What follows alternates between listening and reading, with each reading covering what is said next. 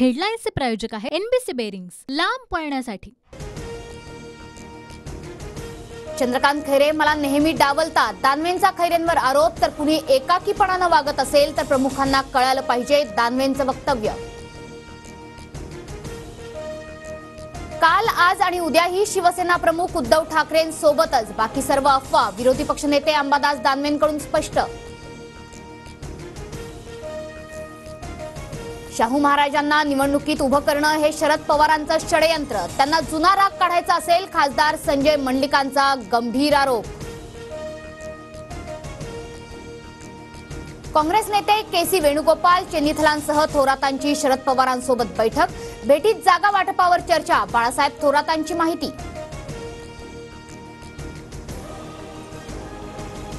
मुंबईत उद्या इंडिया आघाडीची महत्त्वाची बैठक, 20 पक्षातील प्रमुखांना बैठकीचं आमंत्रण, राहुल गांधींच्या पदयात्रेसह सर्व नेते बैठकीत सहभागी होणार। राहुल गांधींकडून ठाण्यात बाबासाहेबांना अभिवादन, धारावीत आज राहुल गांधींचा रोड शो, तर संध्याकाळी चैत्यभूमीवर भारत जोडो यात्रेची सांगता। तब्येतीच्या कारणास्तव विजय शिवतारे रुबी हॉल क्लिनिकमध्ये दाखल, शिवतारेंची प्रकृती ठीक नसल्याची केसरकरांची माहिती, तर भेटीत राजकीय चर्चा नाही, केसरकरांकडून स्पष्टीकरण।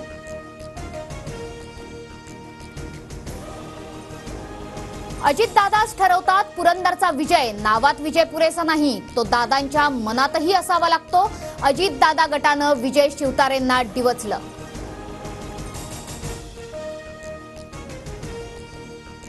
उदयनराजेंकडून लोकसभा लढवण्याचे संकेत, मी संन्यास घेणार नाही, खासदार उदयनराजे भोसलेंचं वक्तव्य।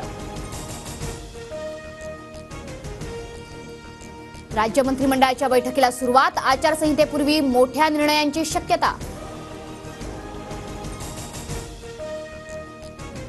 आज दुपारी 3 वाजता लोकसभा निवडणुकांची घोषणा होणार, देशभरात 7 टप्प्यात तर महाराष्ट्रात 4 टप्प्यात निवडणूक होण्याचा अंदाज।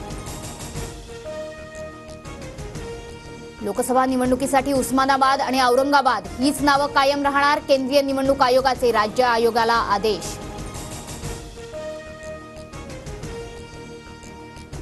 माजी सनदी अधिकारी प्रवीणसह परदेशी 20 मार्चला भाजपमध्ये प्रवेश करणार, परदेशींचा धाराशिव लोकसभा मतदारसंघावर दावा।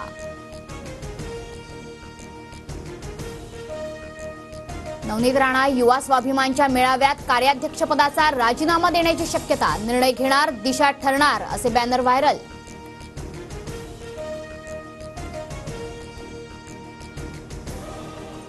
हेडलाईन्सचे प्रायोजक आहे एनबीसी बेरिंग्स, लांब पळण्यासाठी।